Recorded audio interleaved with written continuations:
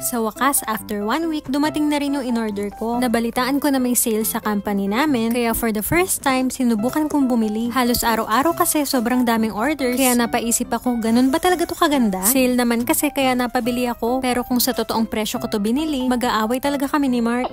Eto nga pala yung mga binili ko. First time ko magka-lipstick na MAC, 3 mini size in different colors. At dito talaga ako kinilig, sa Iron Face palette ng Too Faced. Ganito pala yung loob nito. Sabi pa nga sa box, may cookies daw to. Nakakagutom yung amoy. At ito naman ay para sa mother ko. Magbe-birthday na kasi siya. Sa totoo lang, siya lang talaga yung hinahanap ko ng regalo. Pero pag check-out ko, 3 na pala yung laman ng cart ko.